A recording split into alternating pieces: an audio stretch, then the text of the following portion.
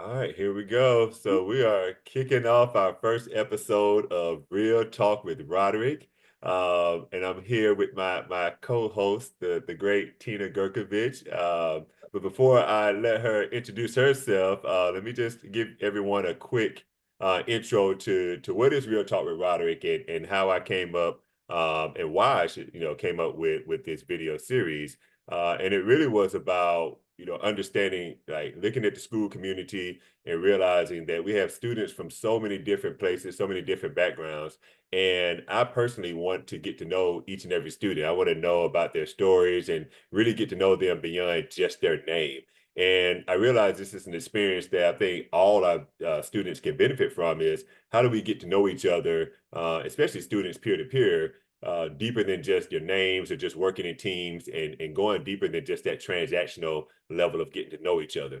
Why is that important? Well, I look at it as if we're going to be a global business school, and if we talk about fostering a global and multicultural mindset, then there's got to be a little deeper level of insight and knowledge and experiences that you gather or learn from your classmates, right? And what that does, it helps you to be able to be more culturally intelligent, culturally fluent.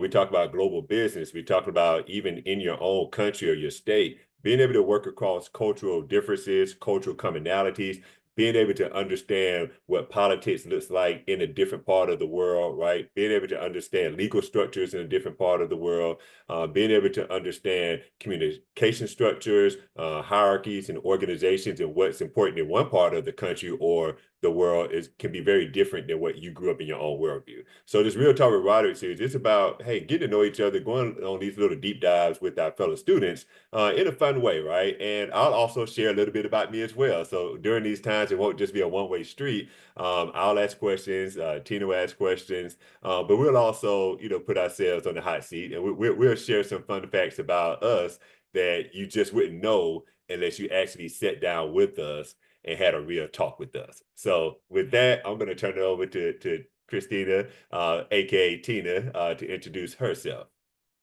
Hello. Yeah, I'm Tina. I'm originally from Serbia, but I grew up most of my life kind of bouncing around places. I spent 4 years in Sudan and 5 years or 10 years in Italy, and then in Jersey, and now I'm in North Carolina. But yeah, I have no experience co-hosting, but I think this will be really fun, and I'm really excited to learn about everybody's stories. I actually have a few people in mind already that could come here, so I think it'll be really cool to hear everything.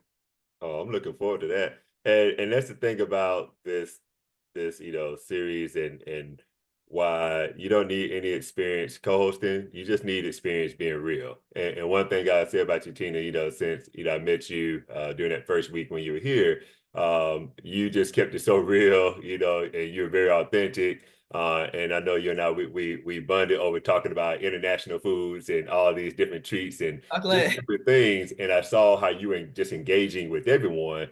And you along with there are several students as well that I have in mind that to bring on this show that I'm just really impressed with, and I want to learn more about each of you as well, and all the other students that we don't really get a chance to connect with, engage with across the different programs, right, from undergrad to the three pre-experienced master's programs to our MBA programs and our hybrid and online programs. It's like this collection and breadth of students Yeah. that we really never get a chance to engage with. And I want to go back to something before I forget. You said 4 years in Sudan. You got to tell me about Yes. that. Like, I Yeah. never would have known that. And this is like the reason why I'm like, okay, this is why you got to talk to people, because I never would have known that, unless you actually said that and we talked, right? So, man, tell Yeah. me about that. 4 years. Yeah, it was crazy. I was very young. It was when I was 9 years old until 12, I believe. We My dad was working over there. He works for the UN, and he Hmm. essentially tries to solve world hunger. So he Hmm. goes to all these places and he helps facilitate food where there isn't. And my mom wanted to be with him, so she decided to pick up her four kids and go to Sudan. And my grandma thought she was crazy, but it ended up being a really cool experience. I was very young, so I didn't realize exactly like what was happening. I didn't like understand that it was so far away and such a different culture. but it was completely different. It felt like going in a different world. And yeah, it was for 4 years and I was young. I remember I really, really liked the food. There's the best barbecue over there. Ooh, stop it. Oh my gosh, the best. And it was definitely a very different culture from where I was from. So a lot of the things I had to learn about. But I Mm, think it made me have a more open mindset when it comes to meeting new people. mm. Because especially when it comes to like when you don't like look the same. Um, but yeah, that was 4 years of my life Yeah, before we yeah. came here. Well, you touched on something important, and I think that something you and I share when you're going into, any different cultural environment where, just the visible characteristic is different, right? Where you're going to stick out just because you're visibly different, right? There's no way to hide. And I Yeah. had that similar experience, on a macro scale, I would say when I went and lived overseas, right? When I lived in Europe, when I lived in Portugal, I lived in Spain, um, and then I was like, oh, okay, I know I'm a, racial minority in the United States, but I was still in an area where there was a lot of people that looked like me, and I had to like the church or whatever, so we had like the black church, and we have all these spaces where you can find like the large African American community and all of that. Well, when I went to Spain and Portugal, I was like, oh, okay, there's no hiding, right? I really stick out. But it was cool, right? Because I always looked at those opportunities as like you said, an opportunity to grow, like to reach out, connect with people, and not let visible differences be any type of barrier, right? And even growing Yeah. up before I even went overseas, I was never in outside like the church or spaces that were you know primarily African American, especially like where I grew up in the South in Alabama. The black church represented that place that was like the primarily African American place where we would gather, and of course there were our historically black colleges and universities, and there were some other spaces, but like the high school and elementary schools I went to, middle schools, all those are very diverse, right? So I always grew up in these diverse environments, and then when I went to undergraduate, I went to the University of Alabama. And again, I don't think I had an appreciation for cultural differences. So even though I was at a university where, there's a lot of different, people from all over, I still kind of clustered with the African American students. And so when I look back, I really say that, man, I cheated myself because I just didn't even think about it. Like I was just at an age where I was just like, okay, well, I'm just, hanging around people that look like me and just studying with people who look like me. But I never thought nobody ever challenged me to say, hey, Roderick, you're at this university of, I don't know, 15, close to 20,000 people. And man, wouldn't it be cool to connect with some other people or get to know them beyond just like kind of surface level knowledge and nobody ever planted that seed in my head, outside of the people in my own affinity group, right? So I never really branched out outside of my own affinity group. And looking back, I'm like, man, that was such a missed opportunity. Did you feel that's something you kind of had no choice but to do when you went to Portugal because it was so different? Yeah, yeah. So you're right. So when I went to Portugal, and I would say before Portugal, so when I was at Georgia Tech, I did my MBA at Georgia Tech, and that was where, for the first time in my life, I was around like so many international students from all over the world, and that it was there. That's what kind of blew my mind and got me so passionate about international culture, about living abroad. Like I wanted to go all in. So I have a Portuguese nationality because I lived abroad for so long, and I became a citizen, and so that was like one of the goals. I wanted to know what it felt like, right? But it was the first time in my life that I met students from South Korea. I met students from different Latin American countries and different So European cool. countries and different African countries. And literally, if I could go back and take a video, a snapshot of me at that time, I looked like a kid in a candy store. I was just like sitting around like, man, this world is bigger than what Yeah. I Yeah. imagine. I'm just thinking, the United States and just the states I had moved around and lived in. And now I'm meeting all these students from all over the world and hearing their languages and hearing about their cultures. And I just realized that's when it clicked, Tina, where I was like, man, I don't know as much about the world as I thought. And I felt horrible because I was like, I'm the one that's missing out. The international students, they get it because they're here. Like they know their own countries and parts of the world, but they're also traveling outside of their cultures to get to know the United States, where I'm just limited to the United States. Actually, that's something I'm really like lucky and glad that my parents did that, that they kind of exposed me to the world so young. I think it's important when you're younger to become exposed to all these different cultures so that you can like start to see, wow, the world really doesn't only run one way. Like it's actually so much bigger than I think. And then it helps you kind of be more open-minded when you're older. And it, like you said, it makes you want to explore and want to learn more about every other culture. And I think that's something that's so fun about our world, that Mm-hmm. it's so different everywhere. So I'm really lucky for that, for growing up with that. Well, you got a really cool background, and so I want to, I have already revealed enough about me. So I told people, hey, I'm gonna keep it real. I'm gonna drop some things about me that most people wouldn't know, and unless you talk to me, unless we really have a sit down conversation, you won't get to know things about me if we're just passing and saying, hey, hi, bye, and like you're gonna have to really like we would have to talk, right? And so it's these talks where we get to know each other. So I do have a question for you. Um, you know, you play volleyball. Um, Ew.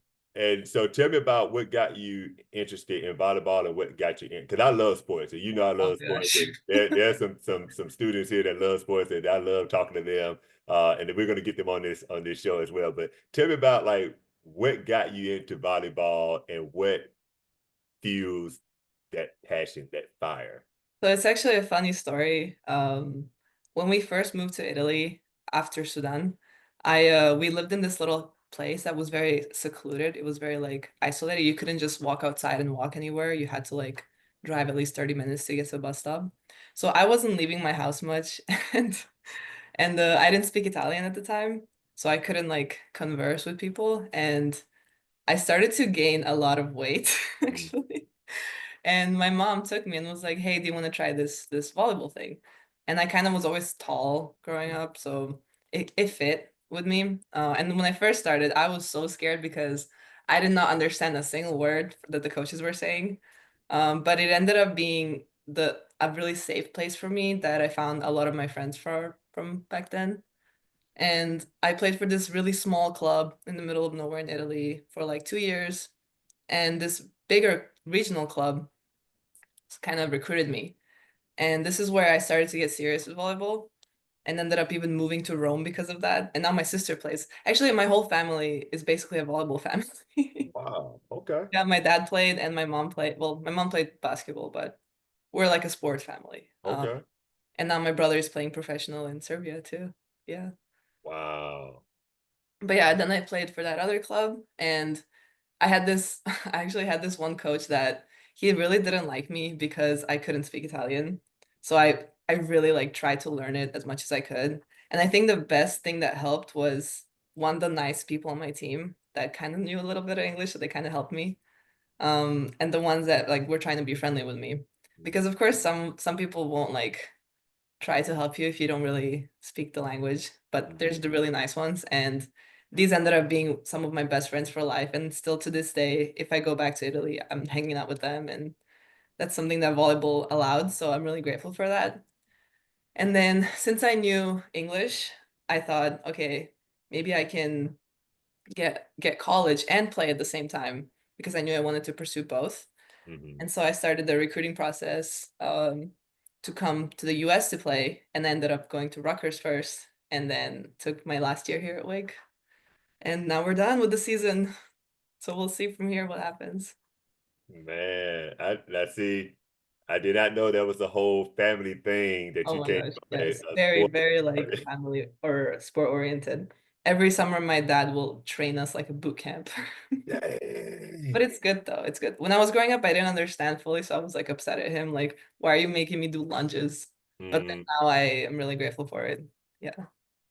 well, it's one of those things that, when you are young and going through something like that, you're right. Like the parent, they're gonna see, like, hey, I'm trust me, you'll thank me later, right? That's what they're saying. Like, Yeah, yeah, just yeah, appreciate it and understand it. But then now, as an adult, now you can look back at that hindsight, and you're yeah. like, "Whoo, thank you." So speaking about that sports connection, and the people who really know me know how much I love sports. Like I will talk about sports ad nauseum because I connect it to so much of what we do, like in life, whether it's personal, professional, what have you, social, and what have you. So with that deep knowledge you have of growing up in a sports oriented family, you actually playing sports, for a number several years of your life, um, and performing at a high level, the collegiate level. What connections do you see between sports and how you've navigated this first year in the MSBA program? Hacked question. That's right. That's how I do. Mm, it I feel like it showed me just how good sport is at connecting people together, especially in such a small school. Um, I think I told Melanie about this, but I had a lot of people from the program come support and a lot of teachers even come to watch the game sometimes. And I think that's something that I'm gonna remember from this year that I've been here. I don't think I'm gonna remember like losing or winning or the hard workouts, but I'm gonna remember that like connection part that, Mhm. oh, it was made me so happy to like see everyone on the Saturday and like cheer and scream together. I think it's a really like great place to for people to come and support each other and just show what you're working hard on. Yeah. Yeah. But we think about like those things that you specifically learn from sports, right? Because sports teaches us a lot, and I always believe that it teaches you the value, like you said, of teamwork, right? It teaches you how to, navigate across differences because there's this singular goal that the team will have and the coach will have to lay out. And everybody on your team has a different role. They have different skills, different experiences, different backgrounds. But if you guys don't play together, right?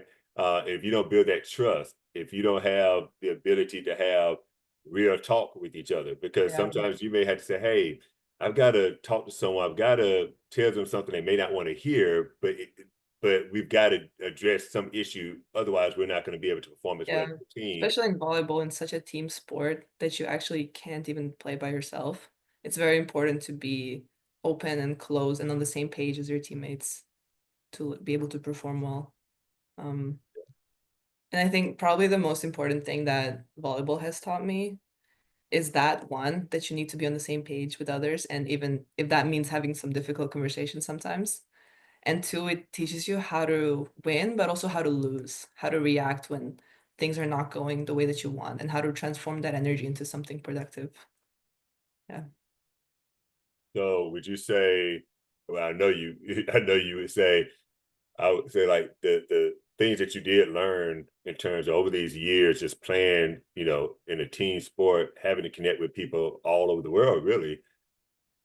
When you came here and got into the MSBA program, and in these teams and having all the workload that you guys have, did you feel like, hey, I've been here before, right? Because inevitably, I tell people, I was like, no, they're going to be in teams that you're going to be in. And for the first time, in terms of academic environment, you're with people who work differently than you, right? So it's just like the sport, right? And how do Yeah. you have those conversations versus say, you know what, I'm not going to talk to the person about an issue. I'm just going to do all the work myself. And then that's like, okay, but that doesn't work for team success, right? So Yeah. individually, it may work for you, but that doesn't make the overall team get better because you didn't address a certain issue or challenge. How did that team sport mentality, just kind of help you navigate any of those types of issues or challenges, whether here or Rutgers? Uh, just interested in that. Yeah. Like I said, for volleyball, you physically can't play by yourself. You can only touch the ball once. So it didn't matter how confident you were in your skill or how good you were, you had to rely on your teammates, and you had to make an environment that everyone felt like they were part of something and part of the same goal, even though you might work a different way. And that helped me when I even actually in this program when I had to have some conversations with my group mates, where even though we could, like, if you wanted to, you could do all the work by yourself. It's not going to be nearly as in depth and quality as if different minds were working it together, that from different perspectives. It's just always going to be the case that the diversity really makes it better because it makes you more unique. And I think volleyball definitely helped me to have some of these conversations. So by nature, I'm not a very confrontational person at all. I like to just have peace, and smile, but these conversations, they're necessary sometimes, and they're not necessarily bad. I do think also having this vulnerability with someone helps you get closer with them, and it just creates a space that you're safe to be yourself and address anything that needs to be addressed, so it's not piled up for later, which always is going to cause issues in the future. It doesn't just magically disappear. Yeah. No, that's real. Yeah, yeah. No, thank you for saying that, because and that's real talk right there. Um, you mentioned something about, like you said, you're naturally, non-confrontational, naturally, like, it's not nice person, as I believe 99% of people who know you would characterize you as that way. To the 1% who don't, I would have to have a conversation with that 1%. But tell me, what assumptions do you think people make about you? Me? Yeah. Oh, this is actually a great question because I've gotten told that I was intimidating the other day, which I don't feel at all. I don't know. What assumptions did you have about me when we first met? I mean, when I first met you, man, I think you were just like smiling. You just like a real, just like nice person. Yeah, Like you were just like really happy to yeah. be at the school. I think I just saw you like, connecting with people early on. Just like, I remember I was just walking around introducing myself to people, and like you just like your personality. It seemed like you just had a very engaging personality, but not intimidating. I've had people say that about me. Really? Well, because I think if I'm not smiling, like if I'm imagine if I'm just standing somewhere and I'm just looking out, and I'm just not, if I don't have an expression on my face, then maybe someone may say, "Oh man, I just you didn't look approachable." But Ah, but really? but I don't hear that much. Like that's very rare, because most You of the time, know? like I'm very approachable, but it may just be they just saw me the wrong time of day, and I was Yeah, yeah, yeah, yeah. expression on my I've face or definitely gotten that, like the not approachable sometimes. something. But then when people like get to know me, they're like, "Wow, yeah, I was so surprised how nice you were. I thought like you were gonna be like too like." I guess this is kind of like funny to say, but I've gotten told like I thought you were too cool. Like, oh, I didn't want to talk to you. I was like, really? What? No, I'm just a girl. Oh man. Yeah, I bet you're like, wow. People think that you just like stuck up and like, nah, Yeah, yeah, Tina's yeah. too cool to talk to the Like, little oh. Oh. guy. But I think I'm really glad, again, pulling it back to sports. Yeah. That's something that volleyball, again, helped me to get out of my shell about that. I was very shy growing up, that I didn't want to have talking with any strangers. Okay. But volleyball helped me to get out of that shell, yeah, and become very confident and intrigued about people. Yeah. No, I mean, and given that, and that's one of the reasons why, I thought about you, co-hosting this show, just because, I know you like to get to know people, right? Yeah. And when we think about that, so that actually segues into the next question that I have for you, is how well do you know, like your classmates or your peers in the business school? Um, I would say outside of the cultural groups that you identify with, right? And that can mean the cultural groups like MSBA, that can mean the cultural group of volleyball, right? So it's not anything specific to any one demographic, but it's just like, hey, here are cultural groups I normally identify with or I'm normally am associated with, but how many people do I know outside of that, or how comfortable am I like connecting with people outside of those groups that I just normally associate with? For the groups that I'm a part of, like volleyball and MSBA, I'd say I know majority of the people. Especially in volleyball, I know them very close, like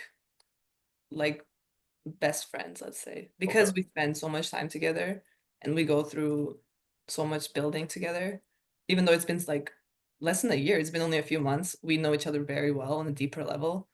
When it comes to MSBA, there is a few people that I feel like this about them too, that we already know each other on such like a kind of deeper level. And it's funny because for some people, I don't know why it works this way, but when you talk to them and when you have these long conversations, you feel like you've known them your whole life, but you've just known them like a week. So I'd say there's a few, but I haven't had the opportunity to do as much outside of school because my schedule has been so busy. So I've kind of missed out on a good majority. So I'm actually very excited for this spring to be part of these little events that they host so that I can go and get to know people more. Did you know they had like the thing at Wiseman's yesterday, for example, after the exams? I didn't. Maybe I So missed it. they opened a tab at Wiseman's and all the MSBA was like invited because it was right after our exams. Hmm. And we went and it was so fun. I got to talk to like five different people that I've never talked to before. So I'm so excited for this part of the spring. That's going to Yeah. be way more oriented around the program versus Yeah. balancing it with sports. Yeah. Well, you truly can be forgiven. And I mean, just the fact that you were balancing a full load, which by all accounts, since I've been at the School of Business, like, and even just observing when I first came here last year, the fall was a bone crusher for Oh, everyone. yes. And I think I said that during orientation of all with all of the pre-experienced master's programs was like, hey guys, like this fall, just if you just can make it through the fall, it's going to be tough. And that's if you're not an athlete also. So if you're an athlete and like if somebody like me that knows sports, oh, college athlete, I don't know how they do it. I'm serious. I'm like, man, how do y'all do it? Because it's just like a full-time job. And so you navigated that and still, like I said, develop those relationships. And in the spring, I tell people that the spring semester was a lot easier for people to navigate. I just remember students, from last year, they just Really? happier in the spring. They felt like they had more time to do those things that you talk about, like that socializing piece, which I feel is very important, right? And I know that the program is, what less than a year, so much is compressed and compacted. And so you do not. Sometimes you may feel like, man, I don't have that social time to really connect. But I'm happy that in the spring, I think most people should have some of that time. And my hope, with doing like Real Talk with Roderick is really modeling, right? And that's what you and I are doing now, is just like, hey, modeling and talking about what are those the value that you get from getting to know your peers from all these various backgrounds and different connections that you can make um, just from a personal enrichment standpoint. Yeah. But also if you start broadening the scope and thinking about, hey, this is personal enrichment, but also I want to be curious about the world. I want to be curious about people. And if you see yourself as one day being, what we talk about, these future global business leaders or just future business leader in general, the world is this melting pot, right? It is this cross section of people from all these different walks of life and different walks of experiences. And so the more you get to know people across these various spectrums, I just say the more intelligent you become, right? So it's not about changing the way you think about something or changing your belief system or changing your worldview. It's about augmenting all Mhm. of those things. And now you're a smarter person in the context of joining an organization or starting your own company or consulting or what have you, because you can pull in more data points and you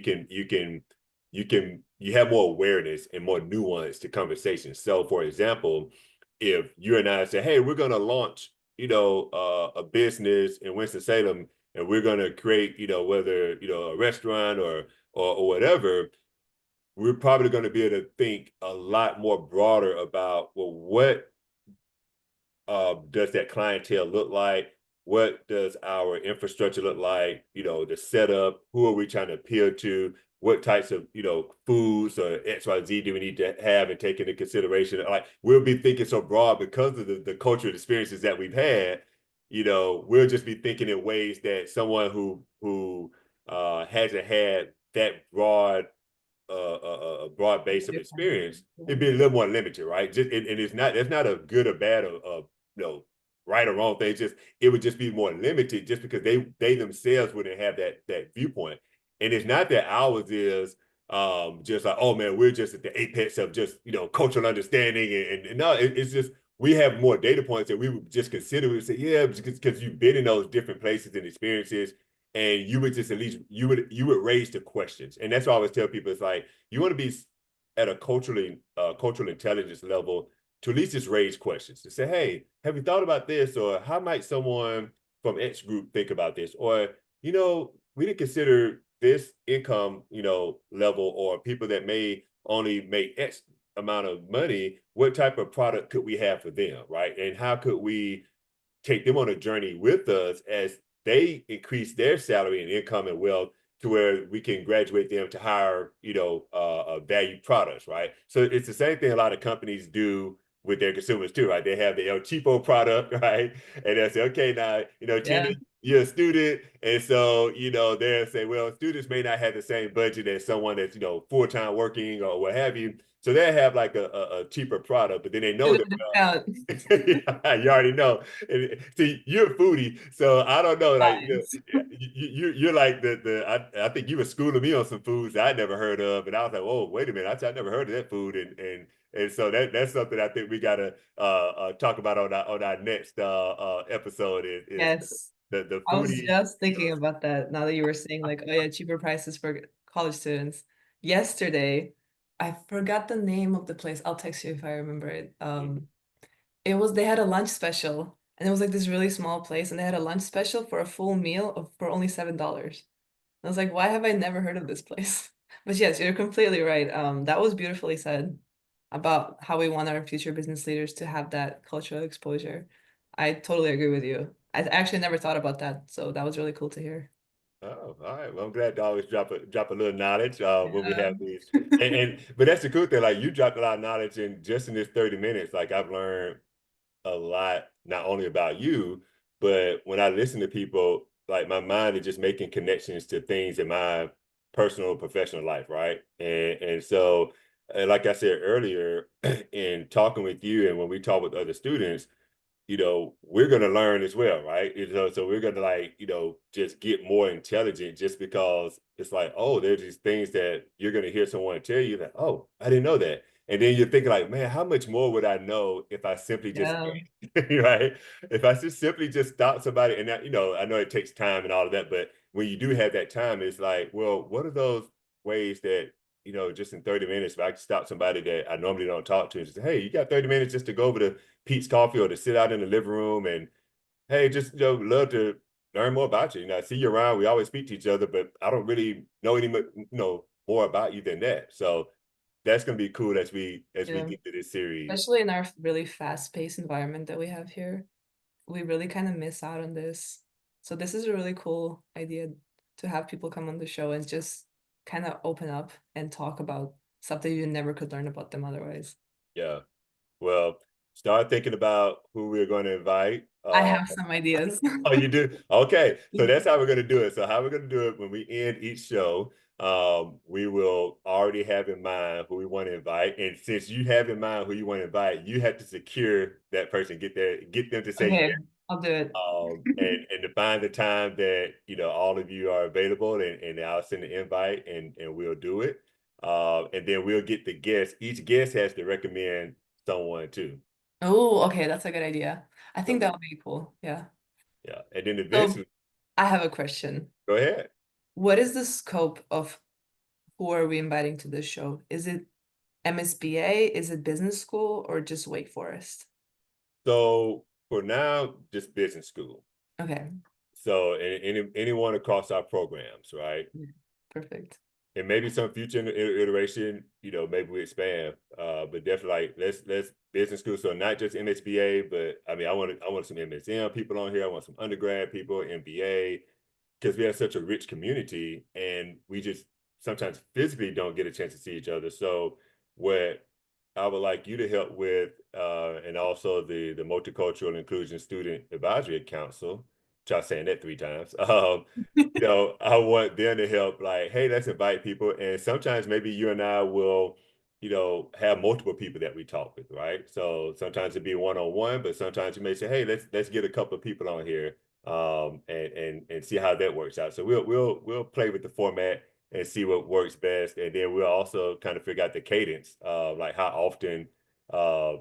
do we do Yeah, yeah. this, and then I want you to help share it as well. So definitely going to share this in the newsletters, and we'll And yeah, that's gonna look cool. I can't wait to share this one me because too. I'm This gonna is include like a exciting. link, and I say, hey, if you're interested in being a guest, fill out this little quick little form, and I let will us recruit people. know. Oh, I know you are. I know I know you're looking forward to It's like you said, there's just so many cool stories out there that nobody knows about because we don't have the time to like sit down and talk about it or ask the right questions. So I think it's gonna be really cool to share some of these. Yeah, yeah, yeah. And what are you looking forward to, when you finish the program? Like, that's coming up. I mean, Oh this gosh. semester is done, Tina. This semester it's done. So now I know you Yeah. want to take a break and just like have fun with the family and all of that, but man, what does next look like for you, like after the program? Well, I have to figure out um if I can get a job first. But I definitely wanna, so I have two options. I can either choose to go play volleyball professionally and travel the world and just live in different countries and while playing, or Okay. I can get a job and like start working. Or I could, so ideally I would want to do both. I would want to play and have like a what is it called? Remote job. Hmm. But we'll see. We'll see my options. Yeah. I don't know Yeah. yet. Oh my goodness! Oh, we had to dedicate a whole episode to that. Yeah, yeah. Let's put a pin in that because I have so many questions. But oh my goodness, I didn't even think about the professional volleyball as an option. And so Uh, wow. I mean, in Europe, when you play a sport, there's no college athletics. So your goal is always to go pro. It's never Okay. like, oh, it ends at college. So that's just something I've always wanted to do. But I don't know. We'll see. I will let you know. Yeah, yeah, yeah. No, seriously, like, no, that's gonna be a whole conversation right there because like, when I lived overseas, I actually would hang out with some of the professional athletes. So it was Yeah. funny. Everybody thought I was. So this is a funny story. So before we end, guys, I'm gonna for the audience, people who listen to this, like I said, I will reveal little tidbits about myself. And so when I lived in Spain. So I'm 6'6". And so of course when I'm walking around, everybody just assumes that I'm part of the national team. I played for FC Barcelona. And little secret, Tina, I didn't deny it. I just said, yeah. Wait, aren't But are you people on the team? I'm official like, in Spain yeah. too, right? So Do you're it. empowering probably. Well, I was towering over most people, but this is what's funny. When I actually met some of the players, because Barcelona, it's big, but it's not that big, right? People typically hang out in the same spots. And so when I was there, eventually, I would be in the spaces with the actual, like basketball players. And there would be like a cross section of people from all over the world. Like I met some guys from the States that were, playing professionally, some from Brazil and other Latin American countries and some European countries. And so I'm 6'6". These guys made me feel short. Yeah. And it was the first time in my Imagine. life. Oh, Tina, it was the first, literally, it was the first time in my life that I just ever had to look up to Oh people God. at a because I'm normally not looking up to people. Professional team. But I mean, it's like 6'10", 6'11", 7'1", and I'm looking like, oh my God, my little 6'6" is nothing, But anyway, it was funny because people like, once I met them, then I said, okay, now I can really say I play for the national team. So every time I Yeah. go place, oh, you play for the national team? I said, yes, I do. Oh, we got a seat for you You're, here. You just sit right here. And sometimes I would get free meals and free drinks. And so I am admitting that I did use my height. hey, hey, actually, that's funny you say that because me and my friends did that once. We pretended we were the volleyball national team in Italy, and they gave us like a secluded room with like free food. Good. I'm not the only one. Hey, we had to Actually, make it I had work. a teammate that she looked like a little bit similar to one of the famous players in Italy. And Hmm. whenever we would travel, this was back in Italy, people Hmm. would come up to her and start taking pictures with her. She would Dang. just be like, "Yeah, I'm her." Oh, I know that. I did that too. So I didn't do it in Europe. People never did that to me in Europe. But when I was in China one time for like about 2 weeks, and people would come up to me, and I clearly stood out in China, right? I mean, I'm like Yeah, super tall, of course, African American. So I just stood out, but people would come up to me like, I would love, like, if there's a place I would live, I could definitely live in China. I could live like, really Shanghai, even Beijing was cool, but Shanghai was so cool. But man, cool. people would just come up to me, and that's why I always tell people, travel to places, experience places for yourself, because like I had this view of China that was shaped by one Yeah, of my business school professors, and they had more of a negative view of China. And so I was always like, oh, and so because that was the only view I had, because that person shaped that view for me. And of course, you have the politics, right? The propaganda between the two countries when they're kind of having any type of political disputes, right? And so I had this view of China. I was like, oh man, I'm kind of scared to go to China. I don't know what to expect and all of that. Went over there, Tina, man, had the nicest time, the best time. Like people were like just yeah. treated me so nicely. I mean, they would just run up to me and wanted to take pictures with me. One guy like wanted me to hold his little baby and take a picture Oh, with. I was like, seriously.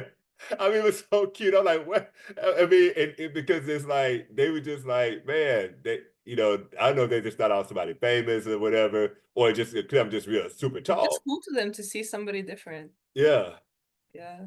You know, I agree with you. And also, cultures are so complex. You can try to do so much research about a place, but you'll never know what it's really like unless you actually go there to experience it. And people are people everywhere. So even when you have a conception about a place like that, it's maybe like a majority in that or a yeah, group of people in that place, but there's still all these other people. So I would encourage everyone to, even though you think a place might be a certain way, go experience it yourself, and you'll find way more diversity than you think everywhere.